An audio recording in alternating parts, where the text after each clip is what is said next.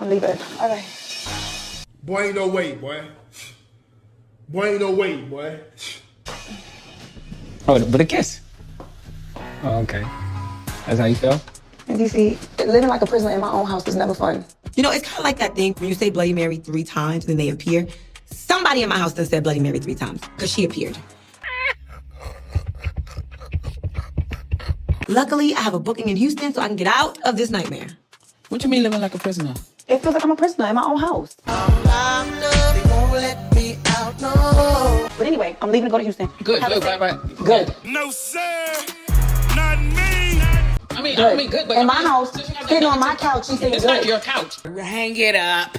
Before I leave this house, you should give me a genuine apology. I gotta apologize. I'm not doing no cartwheels for you. Leave me the alone. Like that. Last year, my husband decided to meet with his mom to repair their relationship. But I didn't go with him because I still felt a certain type of way about how she'd never give me an apology after our vow renewal. Wait, hold on. Come on with the person, please. Let me just I see you later when you get back, all right? Listen, my booking is one day. You handle the kids. You handle your mother. This is some bull. I'm not rushing out of here. You're not gonna dictate. Look, I'm moving the pillow. Have a good trip, Yandy. All right? This is some up crazy. You out of pocket. You out of pocket. All right, I'm out of here. Come on. First of all, you came to this house. You didn't apologize to her. You've been insulting her since you walked through the door. You know, a bigger conversation needs to happen.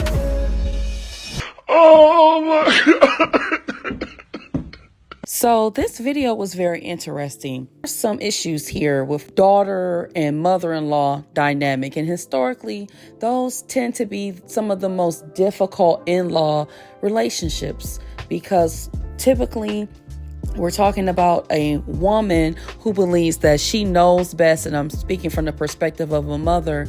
The mother knows best when it comes to her children, and especially her son. A woman comes into the life of your adult son, and this woman is now a priority. Doesn't mean that the mother is not important. However, the wife is now the priority. You're leaving and cleaving. So typically those relationships can be difficult. Yandy and Judy, they have had a hit and miss relationship. There have been times where they both have gotten along really well and been respectful, and then other times not so much, right? And this is one of those times where Yandy is coming into the home. She sees Judy there. They have some type of unresolved issue, and you guys are starting off wrong. Her mother says something slick to Yandy, and then it just goes downhill from there. And to see Mendeecees as the husband to Yandy, he's conflicted, but he did a good job about respectfully telling his mother, hey, you know, this is not cool. And we have some issues that we are going to have to iron out. And this is not going to work. You are crossing all type of boundaries as a mother when you are disrespecting the woman of the house. And as me being a wife and a mother to sons, personally, I've been down that path of not seeing eye to eye, especially in the beginning when there's an adjustment period. You have conflict. You are going to have conflict in these relationships. And conflict is not always a negative thing. And it's not always that it's, you know, anybody arguing, yelling, screaming, and fighting. But there will be a time where you're not going to see eye to eye about certain things, whether it's in your marriage or how you do things in your home or even with your children.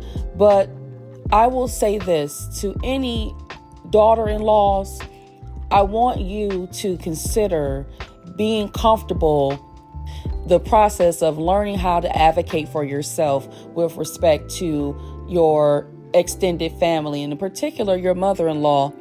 That is not going to be an easy relationship to navigate. But I will tell you this, the earlier that you quote unquote nip it in the bud, come easier for you to address issues and not feel like you have to walk around. Like she said, Yandy said in the video, I'm like a prisoner in my home. And you cannot be a prisoner in your home. It's not comfortable for you. And now you're being passive. And now you're going to resent, you know, the persons that are in your home. You may even begin to resent your husband. You know, are there times where you may want to consult with your husband and not just consult with him, but also, you know, just bring it to his attention, and he might put a bug in his mother's ear? Absolutely. But I do think that there is some value in you being able to talk to your mother-in-law in a respectful manner, and you guys iron out whatever issues that you have. What you could do is you want to just acknowledge something positive, but you're going to still discuss those serious issues and concerns that you have. You're not to be yelling at her. You should not be disrespectful. Don't throw any insults or low blows, but you definitely want to be direct and express how it makes you feel, putting it on her radar, and then leave the rest to her. Once you've done your part to express how you feel, express where you stand with things in a respectful way and communicate clearly, don't do a lot of tiptoeing around. And again, you want to kind of sandwich the direct concerns between compliments, not bashing our mother-in-laws. We're not being rude and disrespectful, but we definitely want to be serious to convey the impact that it's having. Definitely express how you feel. It happens once and maybe it could be a misunderstanding, but if there's something it is definitely going on, it can definitely be and or have a negative impact on your relationship, because you are going to have some level of interaction with these individuals. So, don't get in the habit of continuously allowing things to just quote unquote fly. Get in the habit of, you pay attention, you read the room, and then, you pick your battles as well. Everything, we're not always going to agree on everything, but in situations like what we just saw in this video with Yandy and Mendeecees and Judy, that's definitely a situation where you guys definitely need to get a hold of that and all be on one page and have some understanding moving forward if you all want to have a positive relationship as daughter-in-law, mother-in-law. Been in these situations before when you have had to handle conflict amicably with an in-law. Please drop your best tips and information for someone who might be going through this situation down in the comment section. If you have enjoyed my commentary and found value in the information I provided today and this topic, please leave a like, share this video with somebody else, consider subscribing to the channel, also consider becoming a channel member. I thank you for listening, and until the next video, peace. Mother-in-laws, sorry not sorry, but I got some shit to address today. But what it is that makes y'all think that as a grown man, you still have number one priority in this man's life? If this man, that's my man, okay? If you got a man at home, that's your man. Tend to your man. You should be number one in your household, just like I'm going to be number one in mine. I'm the queen. Period.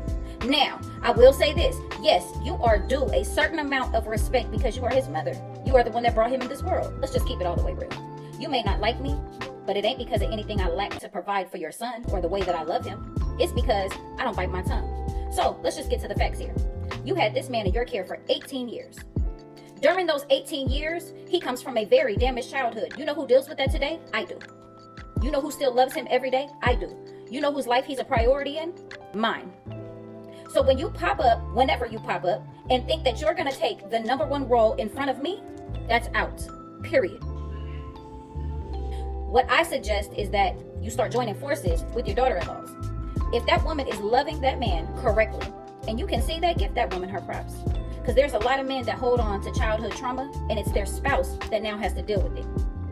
Some which may have been caused by you. So instead of trying to make that woman uncomfortable or constantly battling with her about your role in this man's life, why don't you try having her back? Why don't you pull her to the side and let her know, hey, if you ever need me, I'm here for you. If he ever giving you a problem, let me know. I'll get in his ass. You his mama, right? Come on now, mother-in-laws. Y'all got to understand, these positions that we take, we've earned that. If you see that that man, like I said, is loved correctly, he's happy, you need to understand that this is a battle you will not win. Period.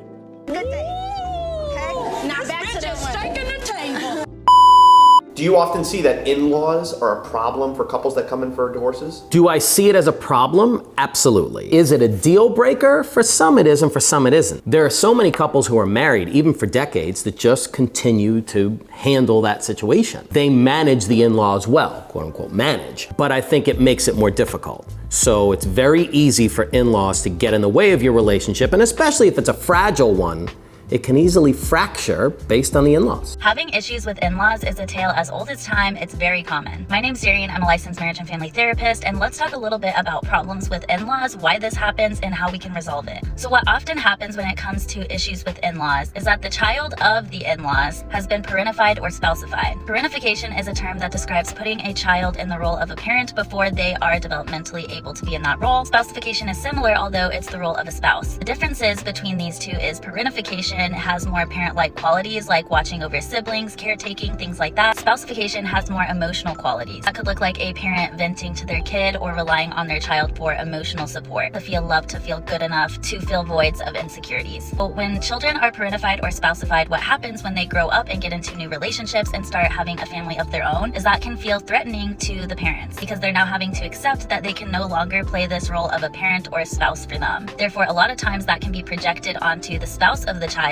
and parents can be really critical of them, make their life very difficult, and try to have control over the relationship and the grandchildren, that sort of stuff. And this particularly happens a lot with mother-son relationships, especially for mothers who don't have a partner. So they rely on the oldest son typically to be that person for them. And it actually really messes with a child's head and their ability to grow up and be independent and build a successful and happy life for themselves because they feel like they owe their mothers or they have to always be there to support them. A lot of cultural components that can feed into this as well. I can talk about those in a different video if you all want. Now I'm going to focus on what to do about it. The biggest thing that needs to be done is there needs to be a establishment of boundaries and structure and priorities. The structure should look like the relationship, then the immediate family of the relationship, so the two partners and the children, and then parents. So what first needs to happen every time there's an issue is that the relationship talks about it together. Then they factor in their children. Then they carry that decision out and inform the parents of what that decision is. And if your parents are the issue, it is your job to filter that information and set those boundaries.